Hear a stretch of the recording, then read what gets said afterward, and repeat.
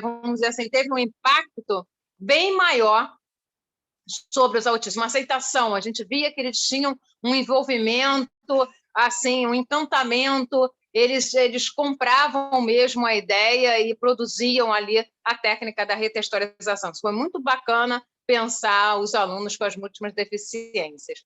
E aí a técnica da retextualização era eu, então, levar um poema visual, seja do cello, do Renato Gonda,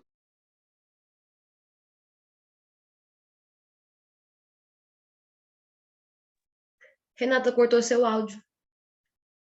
ali tratada, e a partir dessa temática tratada, eles criavam outro gênero textual. Então, criavam cartas, artigo, crônica, um poema na vertente mais formal, vamos dizer assim, tradicional, letras de músicas. E a culminância, quando nós estávamos no presencial, naturalmente, eu levava o autor, no caso, Cello de Barros, já foi mais de uma vez lá no projeto, a biblioteca do Espaço do Nave, eu fazia um mural com uma grande exposição da obra dele e essa releitura, que é a técnica da retextualização, e nós temos um evento também em outubro, próximo ao Dia do Professor, que é a Nave de Portas Abertas, em que a gente abre a escola para apresentar as práticas desenvolvidas ao longo do ano letivo. E aí, não só a comunidade escolar, com seus responsáveis, mas também convidados, né? Pessoas que queiram que os filhos estudem ali para conhecer o espaço, enfim, pesquisadores frequentam, verificam as múltiplas apresentações e iam à biblioteca também conhecer, e o Cello fazia um bate-papo, né? Que aí a vida vai voltar ao normal, se Deus quiser, em 2022 a gente volta ao projeto de novo, e agora trazendo também o olhar do Renato Gonda, que eu também não conhecia, eu conheci através do Cello, fiz o prefácio de um livro dele, e agora também a gente já segue também uma parceria aí por causa da poesia visual. É bem interessante e é muito importante que os professores se apropriem, porque cada vez mais a poesia visual tem ocupado, assumido espaços. Um ponto também importante é que a gente destacar, muitas vezes a gente pensa em poesia visual, só vem nomes de homens, e nós temos grandes, né, poetisas aí, né, que transitam nessa vertente literária. Isso é preciso a gente também trazer para a escola. Hoje a gente já tem alguns materiais didáticos, ainda muito pouco, mas que já trazem, fazendo alusão à poesia visual. Cello de Barros tem conseguido adentrar aí alguns desses materiais, e aos pouquinhos a gente vai seguindo aí, levando a poesia para o Brasil e para o mundo. Já fizemos exposição em Portugal, enfim, já tive a oportunidade de estudar em Salamanca a produção dos poetas europeus, e eu ainda não vi igual esses dois daqui. Aí eu sou meio a suspeita em falar, porque eu estudo a obra dos dois. Obrigada aí pela presença, pela minha participação, pela oportunidade de estar aqui com vocês. Obrigada a você, Renata. Você ainda tem mais 10 minutos para falar, se você quiser entrar em algum caso que você queira comentar das suas aulas. O e-book, pode ficar à vontade, que ainda tem mais 10 minutos.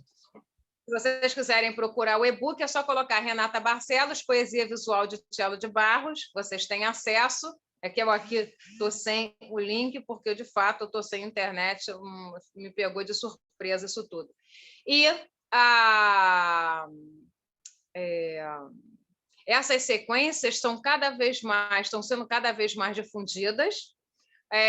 Quem quiser também, de repente, se inspirar e, a partir da técnica da retextualização, criar outras modalidades ou até outras etapas, até chegar à técnica da retextualização, também é só procurar os artigos que tem lá disponíveis na Oi Futuro e agora no site da Unesco também, ok?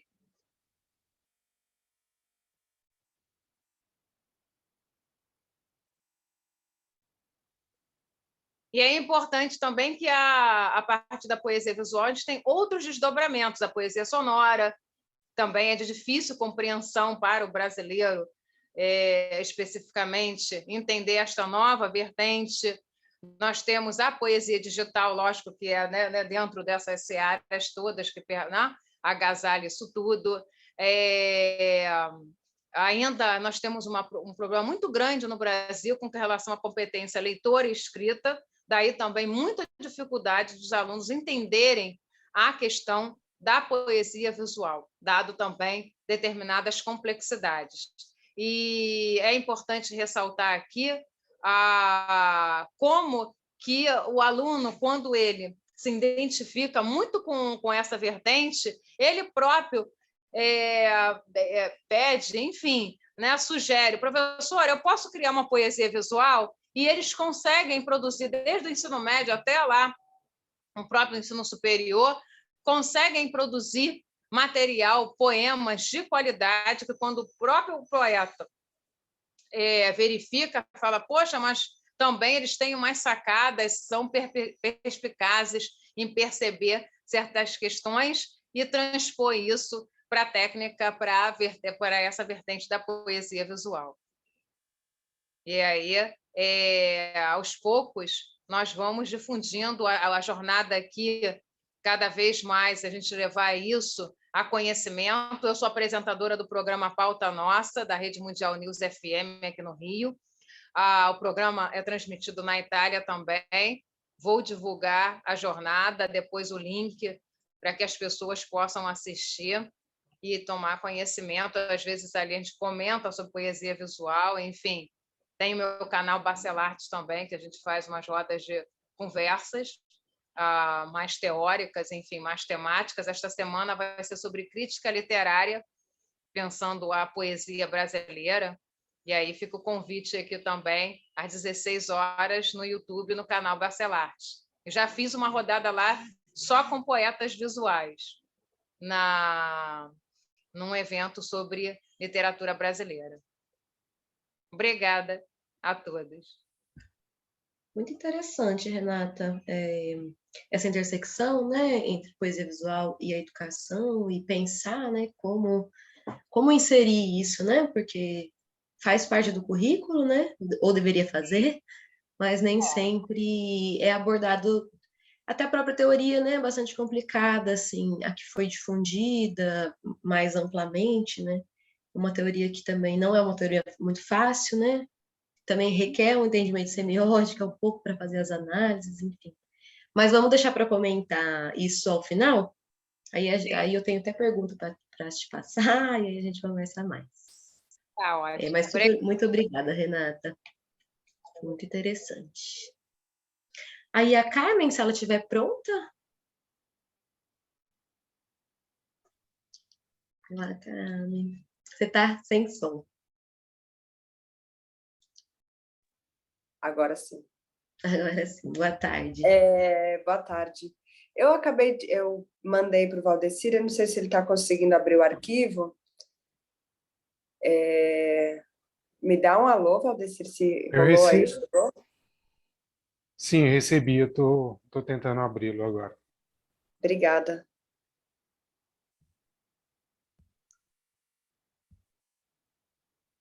E o Antônio não está aqui mesmo, né? Não, a gente está tentando contato com ele, mas até agora a gente não teve uma resposta. Tá ótimo, obrigada. Eu tinha entendido que eu teria 15 minutos, é isso? Isso. Tá ótimo. Se o Antônio realmente não vier, aí quando a gente passar para as perguntas, aí a gente pode estender mais sobre o assunto de vocês duas, conversar todo mundo, quem quiser fazer pergunta também a gente abre. Legal, ótimo.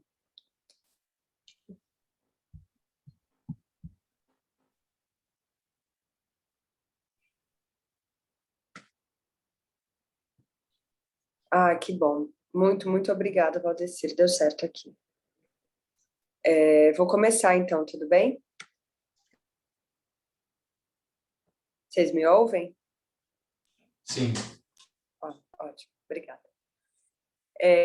Bom, primeiro eu queria cumprimentar todo mundo que está aqui, quem está na mesa, agradecer muito a jornada, à equipe, enfim, e ao evento em si, a importância que ele tem e o tamanho que ele tá tendo, né, nessa primeira edição, enfim. Então, primeiro é um agradecimento por estar aqui. O título da minha comunicação é essa, Palavra e Visualidade, Português e Castelhano. Sim, eu vou falar um pouco sobre tradução de poesia ou o pensamento sobre a tradução de poesia e as intersecções possíveis a partir desse desejo, né? Então, tem essas 4 palavras aí grandes, que são as que eu estou tentando acessar, e eu estou entendendo essas palavras um pouco como 4 territórios dos quais eu parto para minha pesquisa.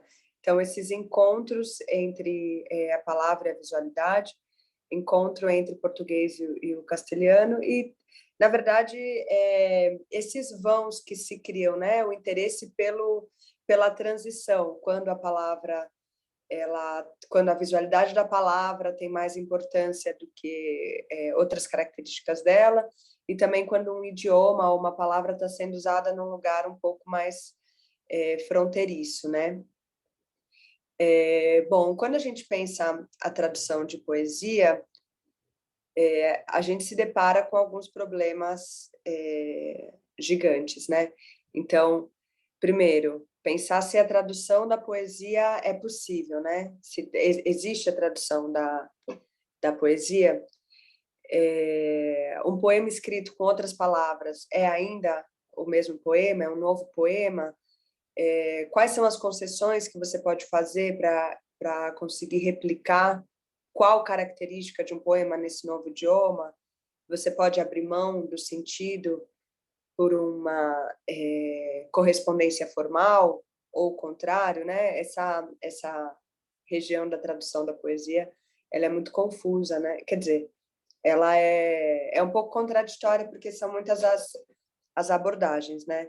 E com relação às artes visuais, esse trânsito internacional ele é um pouco mais dado, visto que os trabalhos visuais que não usam palavra, eles têm um recorte dado muito mais por repertório do que por localização, né?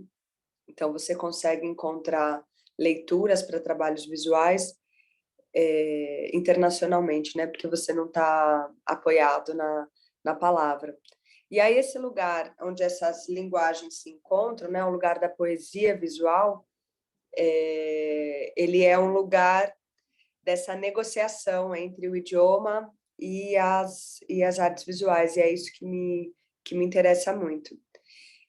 Então, eu fiz uma seleção de trabalhos, tanto trabalhos meus quanto trabalhos de outros autores, e eu estou intercalando um pouco. Fiz uma seleção um pouco tímida pelo tempo, e eu vou buscando, e eu vou comentar durante a apresentação isso, quais são essas coincidências dos idiomas, né? Pensando enquanto, principalmente, trabalhos que vão partir do português e do castelhano, do espanhol, para chegar em outros idiomas, ou que tem o uso de idiomas como potência poética. Bom, então eu vou trazer alguns autores que são dos conceptualismos latino-americanos ou da poesia concreta. Não existe um recorte temporal, né? Existe, na verdade, para essa apresentação, um pouco uma pincelada por uma característica mais formal, né? Do que cronológica. Eu trouxe um pedacinho que eu vou falar, uma fala do Barthes, onde ele fala sobre a língua. Diz assim, no livro Aula, né? O poder é o parasita de um organismo transsocial, ligado à história inteira do homem e não somente à sua história política, histórica. Esse objeto em que se inscreve o poder, desde toda a eternidade humana, é a linguagem, ou, para ser mais preciso, sua expressão obrigatória, a língua. A linguagem é uma legislação, a língua é seu código. Não vemos o poder que reside na língua porque esquecemos que é opressiva. Jacobson mostrou que um idioma se define menos pelo que permite dizer do que por aquilo que ele obriga a dizer. Sou obrigado a escolher entre masculino e feminino. O neutro e o complexo são proibidos. Sou obrigado a marcar minha relação com o outro, recorrendo quer ao tu, quer ao vu. Para nós, só resta trapacear a língua. Essa trapaça, essa esquiva, esse logro magnífico que permite ouvir a língua fora do poder, no esplendor de uma revolução permanente da linguagem, eu a chamo, quanto a mim, literatura. Então, já essa defesa da literatura, né? Bom, eu estou me utilizando dessa citação que não está enquadrada nesse contexto da poesia visual, né? Mas a subversão da língua enquanto conjunto de regras, né, obrigatórias, então, onde ele coloca que está marcado, né, qual é o pronome de tratamento que eu vou usar para que pessoa, né, como a língua vai estabelecer essa diferença, e a literatura, a poesia como esse lugar onde essas regras são analisadas, né, e portanto, elas podem ser subvertidas, né. Então, o primeiro, pensando um pouco nessa fala, né, que eu trouxe, Valdeci, será que você passa para o primeiro slide, por favor, para o próximo?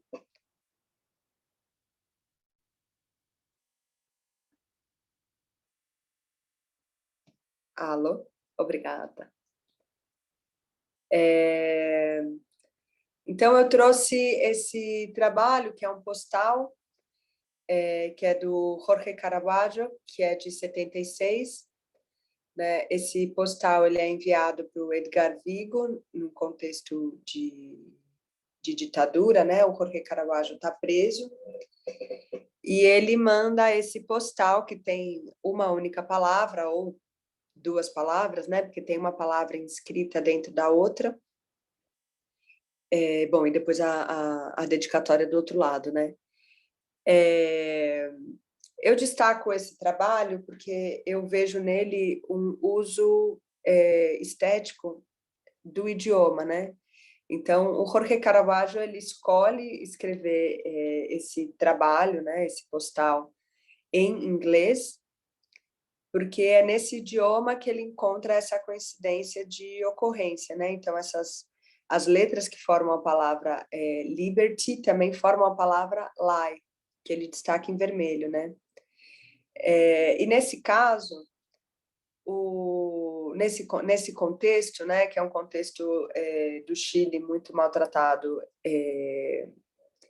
por interesses estadunidenses, ele escolhe esse idioma que ele está falando de uma liberdade específica, né? Ele poderia ter escolhido libertad, ou ele poderia ter escolhido falar a partir de um outro idioma, mas ele está usando o inglês como recurso, né? Então, ele está falando sobre essa palavra nesse contexto. Então, por exemplo, esse poema sendo lido por um grupo de língua inglesa, ele tem um peso muito diferente, porque disse sobre o deslocamento dessa palavra. Quando essa palavra, essa liberdade específica entra no Chile, ou em troca dessa liberty, onde está essa mentira. Então, a poesia, o poema, ele se apoia numa questão, ele relaciona muito o idioma à origem geográfica, né, do idioma.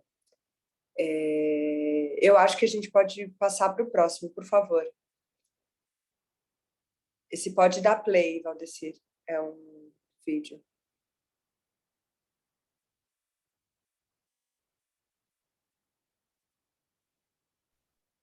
Só um minuto que eu vou ativar o som, tá? Esse não tem som.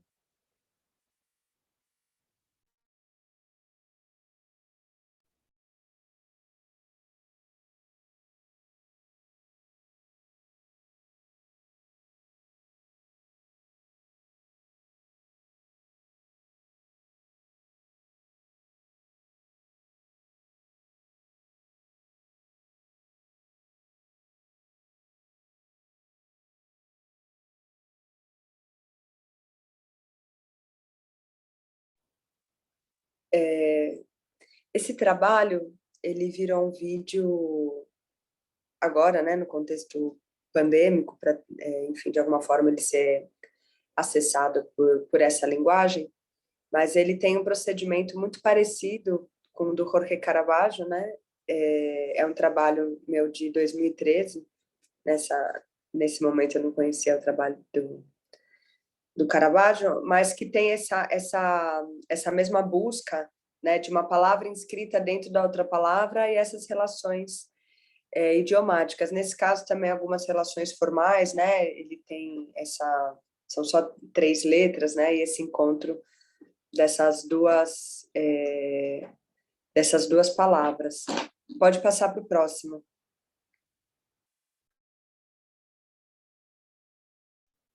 Esse sim tem áudio.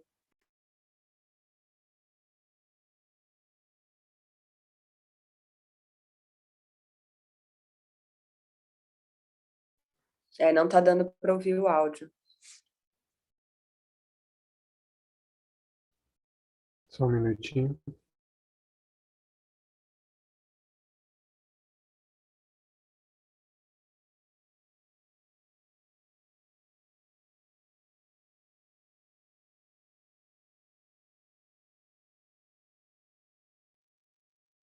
A trocado capacausti tutelasti periferofughistori loco lubrimendi multiple organi periodi plasticudi rapa reciprohusti saga sentite na velo vera viva onívora cidade city.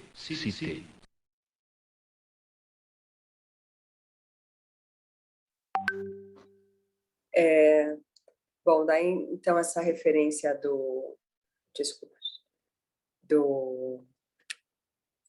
Augusto de Campos, que está muito baseada também nessa existência. Então, volta toda hora na minha pesquisa, aparece a palavra coincidência, que eu acho que é uma palavra que aparece bastante na poesia visual, porque tem essa busca, né, de quando coincide, forma um conteúdo, né, o significado, significante e tal. Então, nesse trabalho, todas essas palavras, elas terminam em português em cidade, em inglês em city, e em francês em cité, né? Então, também é um trabalho que está muito apoiado numa questão idiomática, né? Então, o trabalho é a descoberta, é a pesquisa de que todas essas palavras, elas têm essa mesma característica em todos esses lugares, né? Então, essa informação entra como, enfim, como informação estética dentro do poema, né? Você passa para o próximo, por favor? O próximo não tem som, tá?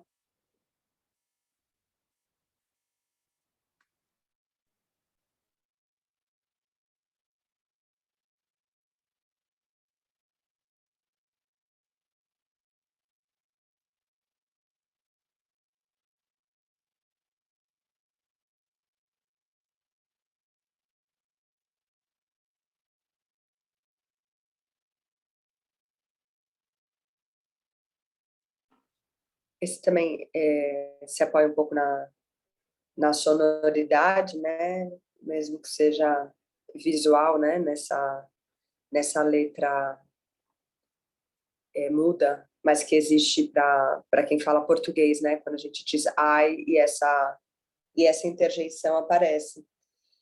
Eu acho que meu tempo está um pouquinho corrido, então eu vou só mostrar rapidinho o próximo e finalizar com o último trabalho. Eu ainda tenho esse tempo? Tá tudo bem? Mais 2 minutinhos ou já deu? Tem sim, Carmen. Você pode ir até às 14h12, mais ou menos, se puder. Que o Antônio chegou, aí dá tempo de ele apresentar também. Ah, tá bom. Ah, não, e 12 não, assim a gente consegue conversar um pouquinho, mas 2 minutinhos só. Então, eu trouxe esse exemplo do Joselino Grunewald, onde ele, para traduzir, ele replica o método, né?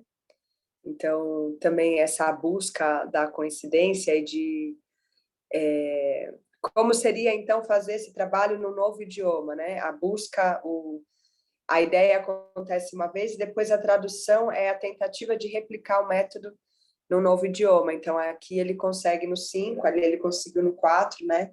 Então, eu considero que esse trabalho, por exemplo, ele funciona com a sua tradução, né? O fato dele ser traduzido diz muito sobre ele originalmente também. E o último trabalho, que é meu, se você puder colocar, por favor, Valdecir, é um trabalho do ano passado que diz assim, bom, eu escrevi um parágrafozinho. Encerro a apresentação com o trabalho Monde Monde, no qual busco traduzir do papel para a tela, do português para um francês possível, pensado para os brasileiros. Tradução de Drummond para Magritte. No poema de Sete Faces, Drummond aproxima-se das possibilidades de uma mudança de perspectiva com relação ao mundo a partir da mudança do nome. Hipótese que constrói, mas faz desmoronar em seguida.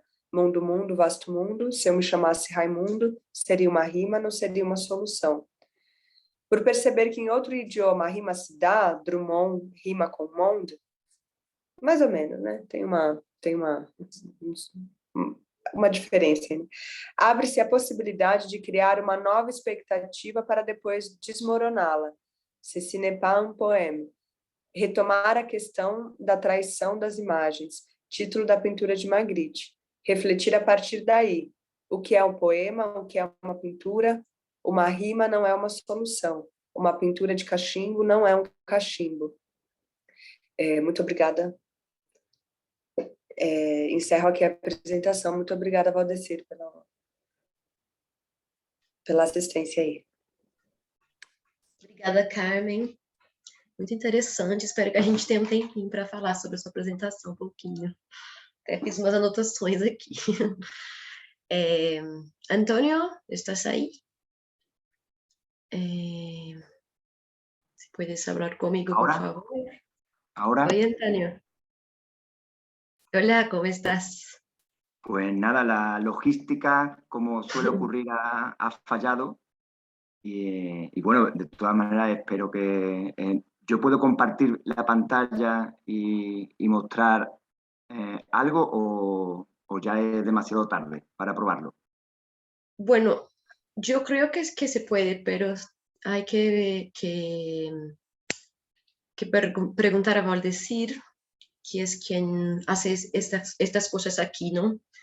Pero bueno, nosotros tenemos hasta las 12:30, las 12:30 para cerrar la mesa, ¿no? Entonces, creo que sí se puede enviar a Valdecir para que ponga a la pantalla. Pero si puedes hablar sin las imágenes o si puedes empezar sin las imágenes y bueno, y Valdecir intenta ayudarle, no sé. Eu tenho as imagens e vou compartilhar. Ah, muy bien. Antonio, Valdecir va a compartir sus imágenes, que él ya tiene. Y si quieres empezar, tienes hasta las 2:25 para hablar. ¿Está bien? Un cuarto de hora, ¿no? 15 minutos. Sí. Vale. Bueno, yo de todas maneras os voy a dejar, os mandaré los enlaces de mis páginas y todo el trabajo que llevamos realizando desde hace tiempo. Pero esto es, lo que estáis poniendo ahora mismo es lo que yo voy a decir. Os mandé otra presentación, no sé si podéis poner la presentación. Un vídeo, era un vídeo.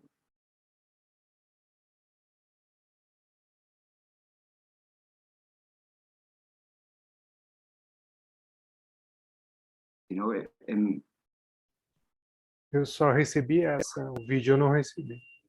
Ah, bueno, pues no importa, lo cuento y si eso después en el chat pongo las páginas y la referencia para que podáis ver lo que hemos trabajado nosotros, ¿vale?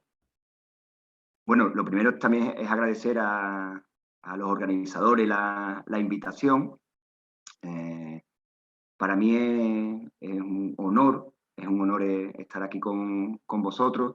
Pido perdón porque no sé si tendría que utilizar otra lengua, ¿vale? Yo voy a utilizar la materna y espero que podáis seguirme con cierta solvencia.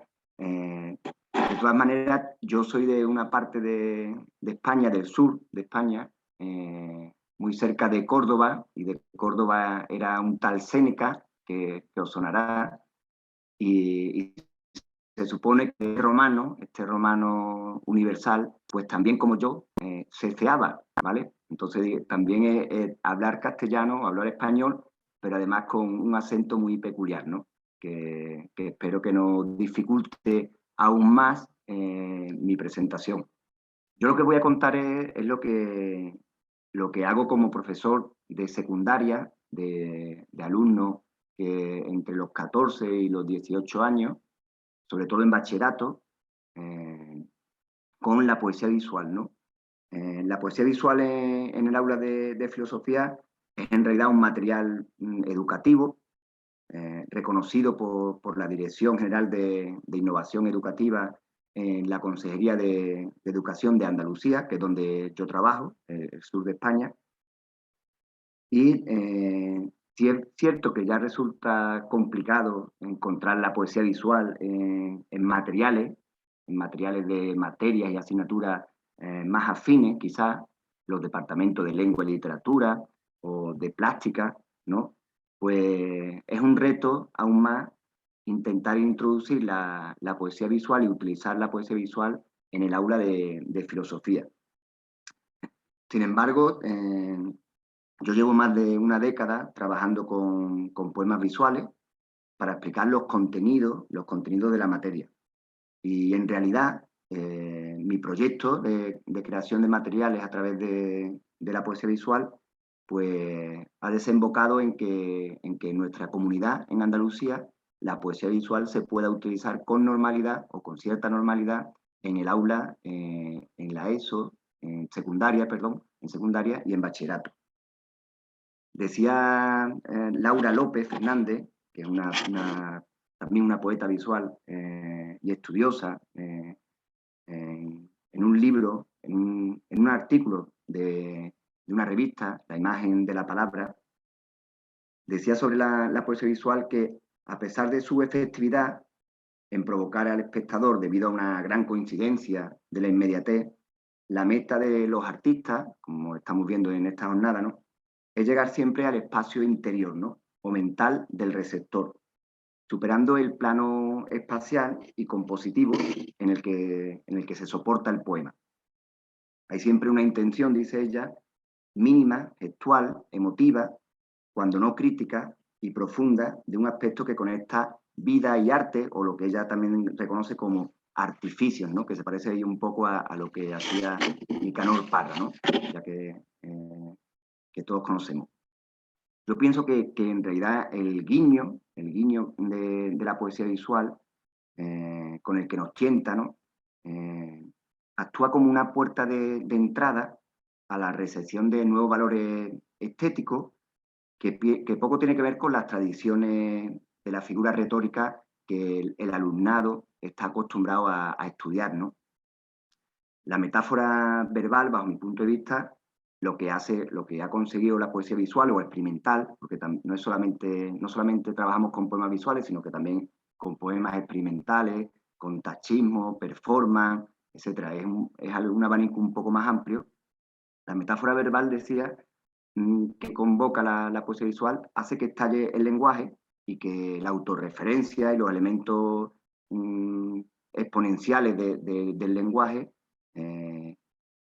encaucen en lo vital, ¿no? Y hay una relación entre la forma y el contenido, entre la objetividad, si queréis, y las múltiples representaciones de lo subjetivo, que para un profesor de filosofía es muy interesante, porque ahí en ese espacio está la idea y está también el vacío que sienten estos alumnos con estas edades, está también la materia, la materialidad de los poemas visuales, está el silencio y también está la presencia, y me atrevería a decir que incluso está la espiritualidad, ¿no? Y ¿por qué no? Con un poema visual, el alumno es capaz de comprender y de entender conceptos mucho más intuitivamente que si fuera de manera discursiva, ¿no? Yo en mis clases, cuando tengo que tratar cualquier concepto básico, la verdad, el conocimiento, lo que hacemos es proyectar un poema visual, y a partir de él trabajamos los conceptos que toquen en esa sesión, ¿no?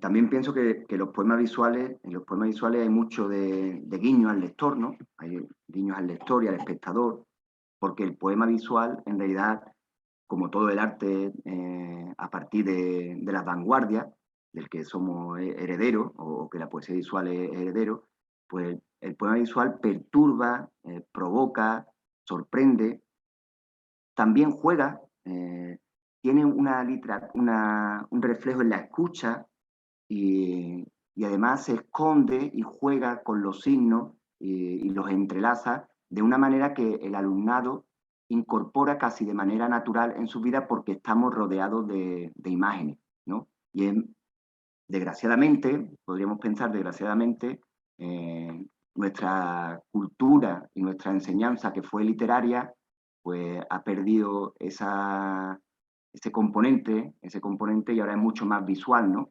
Las redes sociales, las imágenes, en fin. Lo que intentamos nosotros es acercar ese lenguaje que para ellos es tan natural, pues a una clase tan abstracta como filosofía, ¿no? Como puede ser filosofía. Desde siempre, desde que era estudiante y estaba luchando por ser licenciado en filosofía, la poesía en general me había interesado, pero el gran maestro para mí, supongo que lo conoceréis, fue un poeta experimental, catalán, español, lo tengo por aquí, no sé si os suena, Brossa, seguro que sí, ¿no? Que es uno de los tótem, ¿no? Por lo menos en nuestras latitudes. Y yo conocía su obra experimental, la entendía, tal vez también ideológicamente, me sentía muy identificado con ella y me gustaba.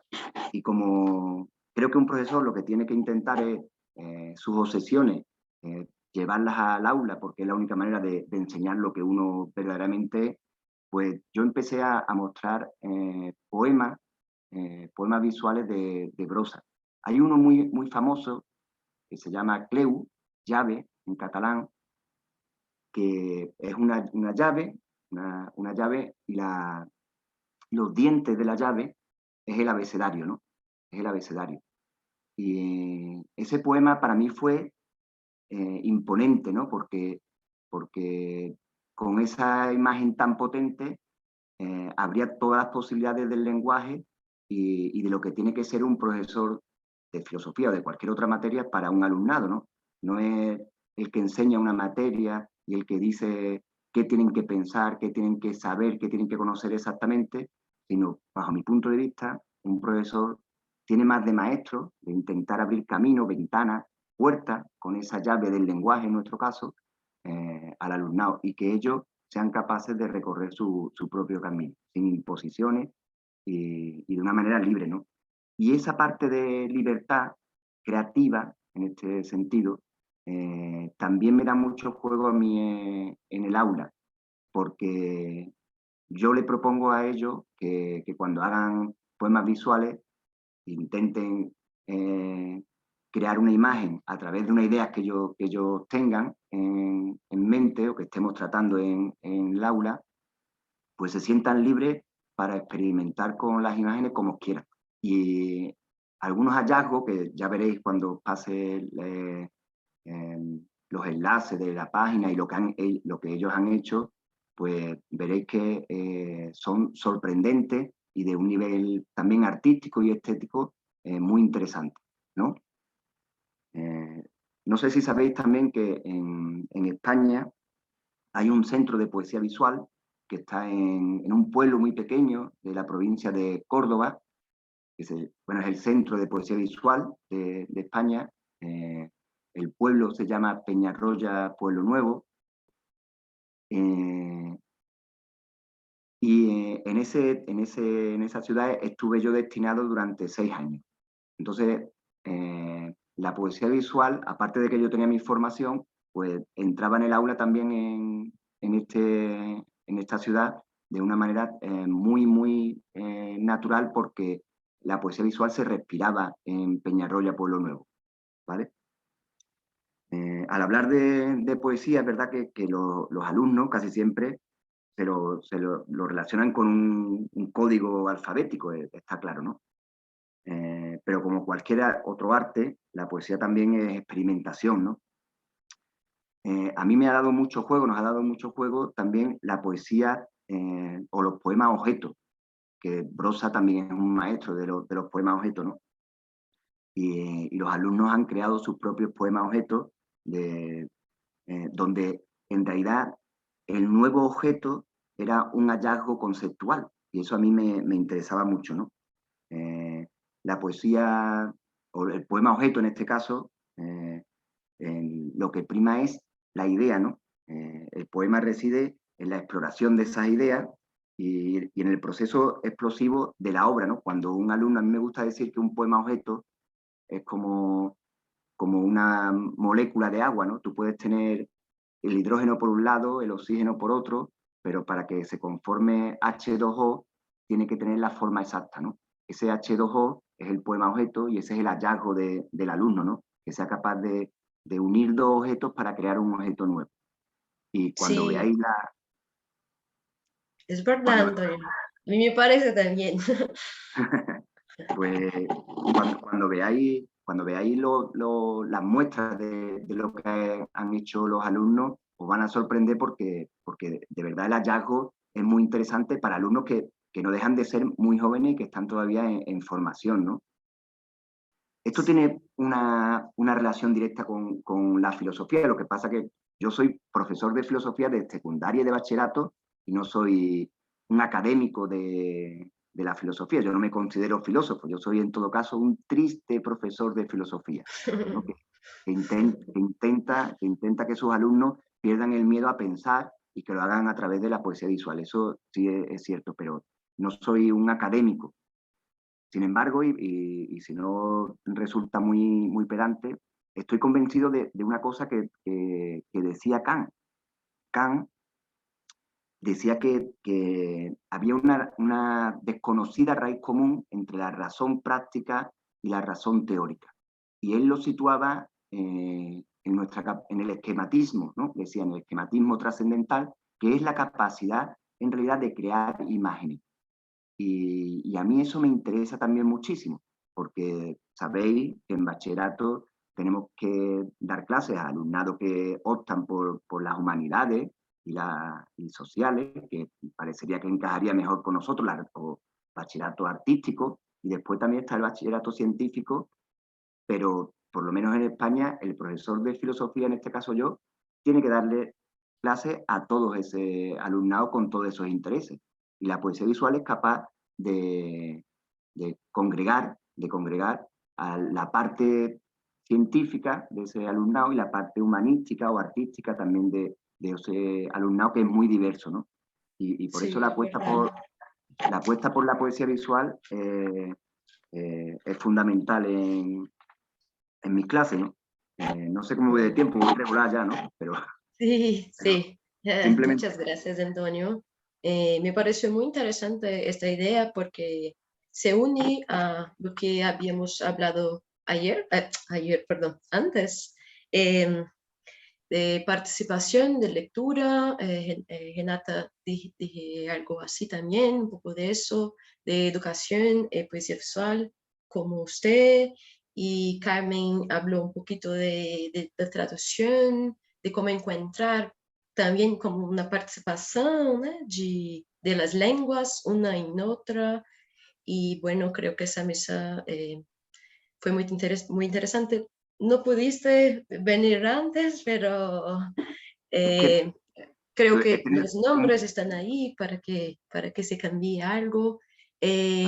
Bueno, yo voy a abrir para perguntas, mas assim, muito, com tempo muito corrido mesmo, porque eu também vou fazer uma apresentação agora em seguida. Então, eu vou abrir uma pergunta para Maria Castilho, que está pedindo. E se alguém tiver mais alguma pergunta, por favor, escrever. A gente vai encerrar essa mesa às 2h35 por causa do atraso. Tá ótimo? Ok. Una sola pregunta, Tristán. Cuando trabajas con tus alumnos, cuando hablas del objeto en el poema, ¿sobre qué soporte los haces trabajar a los chicos? Bueno, yo les doy libertad para que ellos busquen. A mí, cuando trabajo con los poemas objetos, lo que les pido es que unan dos objetos distintos. Y te puedes encontrar desde una jaula, por ejemplo, una jaula de pájaros con una bombilla dentro, ¿no? Por ejemplo, hasta un montaje con unas gafas en las que las lentes son $1, por ejemplo. Pues esa unión, ¿no? Esa unión es la que me interesa. Lo que es cierto que, desde luego, si podemos trabajar con otros compañeros de plástica, por ejemplo, pues eso le sacamos más rendimiento, eso está claro. Pero como estoy poniendo algunos enlaces en el chat, pero como llevo tantísimos años tratando estos temas y los alumnos captan muy... Cuando un alumno ve que otro alumno ha hecho algo, eso lo empodera y lo hace ser capaz de intentarlo por su cuenta. Y eso, por eso también decía... ¿Me podrías dejar tu mail para que yo te haga una propuesta? Yo estoy en Córdoba, pero en Argentina. Entonces, porque me interesaría que hiciéramos algunas cosas que yo hago con los míos. Vale, yo estoy encantado. Yo venía a este encuentro también porque es verdad que en Andalucía, por ejemplo, la Consejería de Educación, al ver el trabajo, pues ya permite, por decirlo así, ¿no? Permite que en los centros educativos se haga incluso tachismo, ¿no? Que el tachismo no deja de ser una técnica muy interesante y tenemos una experiencia maravillosa con el alumnado, ¿no? Además, haciéndolo de manera colaborativa, tachamos un libro completo, una autobiografía de un jesuita vasco, y lo tachamos el libro completamente para contar otra historia. Y además, de manera colaborativa, participaron cerca de 40 alumnos, y fue maravilloso. Os voy a poner el enlace por ahí para que lo veáis, porque merece la pena. Pero también hemos hecho performance, hemos hecho poemas acción haciéndole un homenaje a Clemente Padín, que ha participado o estaba también en este encuentro. Yo me puse en contacto con él y demás. Es decir, que el movimiento existe, pero a mí me interesa también, María, que haya encuentros entre muchas distancias, muchos kilómetros de diferencia, para que mis jefes pues se den cuenta que esto tiene mucha potencialidad didáctica, ¿no? Y metodológica. Ahí te dejo en el chat el mail y después así nos podemos comunicar. Ok. Gracias.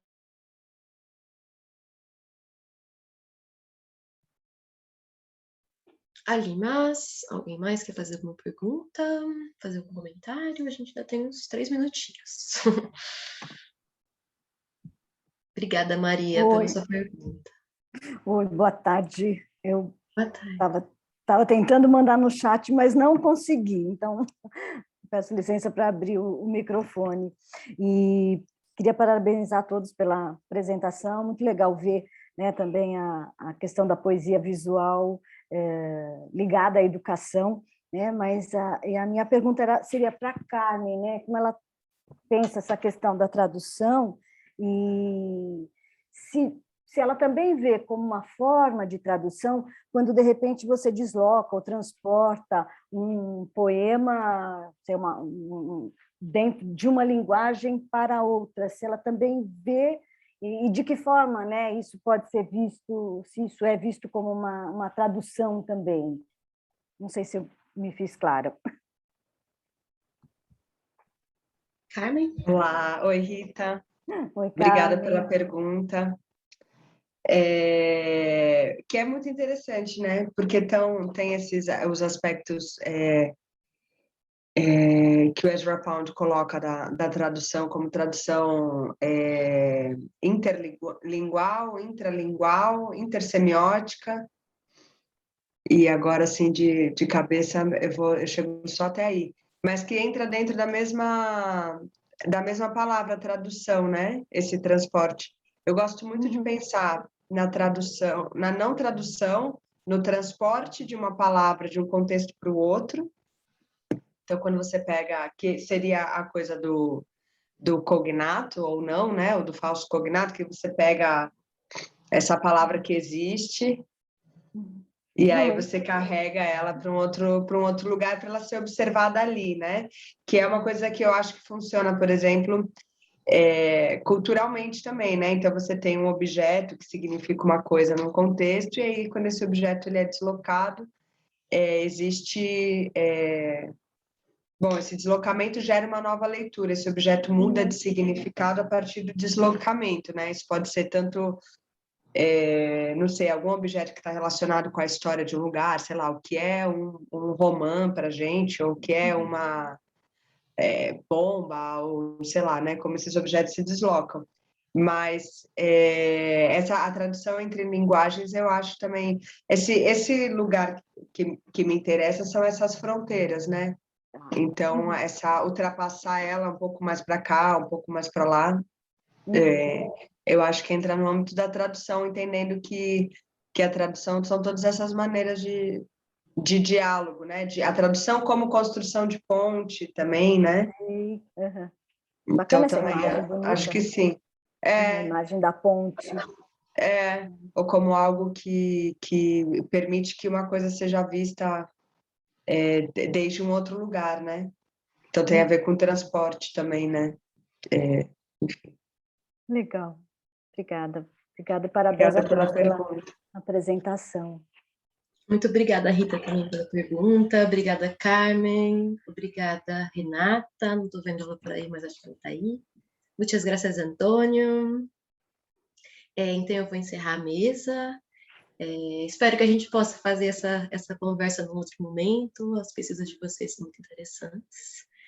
Quem sabe no nosso Open Bar, o nosso link de Open Bar. Eu fiquei tão curiosa para saber suas anotações. Pois é, vamos trocar. Eu continuo aqui, porque eu vou me apresentar agora nessa mesma mesa. Eu só vou sair para fazer um telefonema. E aí a gente está de volta às 2h45. Muito obrigada a todos que participaram. A gente conversa também, Carmen, e até mais tarde. Até. Gente, tchau. Tchau, até já já.